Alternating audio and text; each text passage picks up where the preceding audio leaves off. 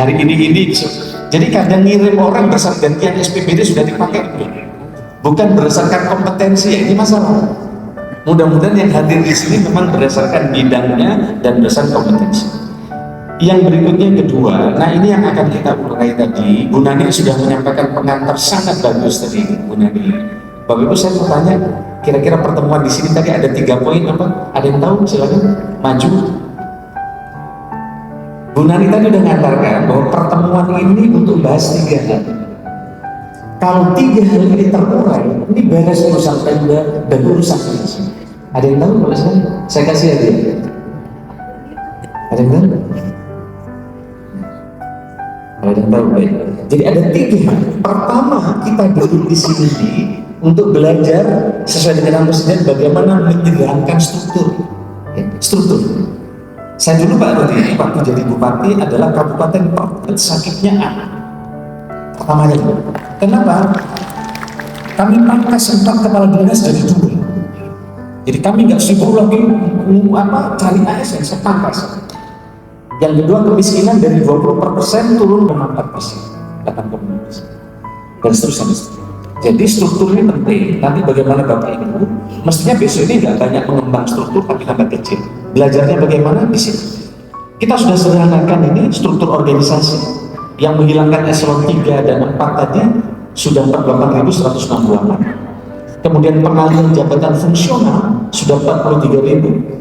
Kemudian dulu yang dapat pindahnya 1 rumpun, sekarang Bapak sudah bisa pindah lintas. Nah, pemahaman tentang zona ini nanti SDM ya, sekalian, nggak cukup waktunya di sini, fokusnya ke nanti ke strukturnya. Ini kan masih ada yang belum paham. JF ini seperti nggak ada kerjaan. Yang membuat tidak ada pekerjaan JF itu atasannya. Kalau atasannya jelas membagi pekerjaan, JF tadi justru jadi peluang bagi kita. Contoh, waktu kami mimpin LKPP untuk memenuhi target presiden dari 50.000 ke 100.000, tapi saya target 500.000. Saya kumpulkan deputi saya, Pak, kami butuh 100 orang tambahan untuk mengerjakan agar pencapaian target presiden tadi tercapai. Yang kedua, Pak, kami butuh anggaran. Yang ketiga, kami butuh instrumen digital. Jadi kurang semua. Jadi Pak PJ, Pak Gubernur, kita ini kadang kalau diperintah selalu yang ditanya dulu kewenangannya kurang, orangnya kurang, uangnya kurang. Lalu apa yang kita kerjakan sekalian? Ini teman-teman hukum Indonesia itu, apa yang kami kerjakan? Saya kumpulkan semua bukti. Saya tanya di kantor LKP ini ada berapa orang? Kurang lebih 700 orang. Saya tanya dari 700 orang ini, apakah setiap hari mendapatkan pekerjaan dengan tingkat kepadatan yang sama? Tidak. Ada yang di bulan pertama, ada yang bulan ketiga, ada yang bulan 11, ada yang bulan 12. Saya langsung perintahkan ke sekretaris kami, sekretaris di LKPP, dicari teman-teman, coba yang JF itu cari 300 orang di deploy di e-katalog. Waduh, nggak bisa kan? Akhirnya dapat hampir 200 orang kita deploy di e-katalog, satu tanpa merekrut orang baru, tapi menggerakkan jabatan fungsional. Jadi para bupati cek JF kita itu ada berapa Pak Bupati, kumpulkan BKD. Panggil BKD bukan hanya ketika mau mutasi. Ini kan BKD sudah menghadap bupati, gubernur kalau sudah mau mutasi orang, betul tidak? Belumnya ini serius betul kan? Nanti salah kan saya. Ini BKD kalau mau pindah orang lebih pagi. Bukan dipetakan, peta jabatan itu JF nya berapa? Pak JF itu ada 112. Ini bisa digerakkan. Wow, kalau ini digerakkan di sini. Oleh karena silo antar kepala dinas baru pangkas. Nah nanti belajar di coaching.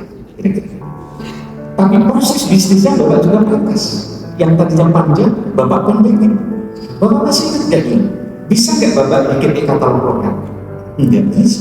Kenapa? Untuk membuat e-katalog lokal, waktu saya jadi bupati, untuk kelas penduduk 1,7 juta sehari dan ini harus mendeploy PNS kurang lebih 50 orang. Dedicated. Mana mungkin Pak Bupati bisa mindah 50 orang di pengadaan barang jasa? Wah, kita kekurangan ASN. Betul tidak? Nggak mungkin. Saya 10 tahun nggak bisa membuat katalog lokal karena syaratnya tidak terpenuhi. Maka begitu saya menjadi kepala LKPP, tujuannya bukan itu, mekanisme yang berbelit kita pangkas. Maka otomatis kabupaten kota kemudian bisa membuat e-katalog lokal. Artinya apa? Bapak Ibu cek probisnya. Disinilah kadang jadi bupati, kepala dinas perlu rapat sampai detil. Kelemahan kita hanya menerima laporan dari bawahan, kadang kita tidak menguasai detail. Akhirnya apa? Proses pengambilan keputusan lama. Karena apa? Pimpinan tidak menghayati proses detail yang ada di bawahnya. Maka saya menghargai beberapa PJ, bupati dan gubernur mau turun lebih bawah agar lebih cepat pengambilan keputusan.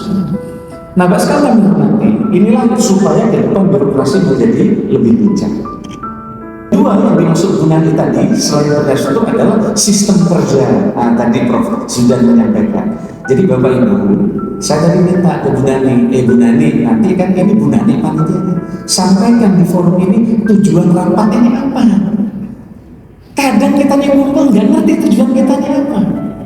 Bahkan sambutan atasannya sebagai menteri kadang nggak nyambung dengan tujuan forum ini. Nah, Pak Bupati juga sama. Harapan saya Pak Sekda.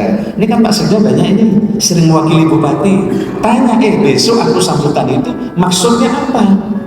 Karena kadang datang yang bikin tukang sambutan, tukang ketik. Akhirnya dibacakan Bupati nggak nyambung dengan acara itu. Betul tidak? Karena tukang materinya nggak nanya dulu besok apa. Baik, sampai di sini masuk nggak materi saya ini? Masuk. Kalau nggak masuk, Bapak interupsi saya berhenti. Ya.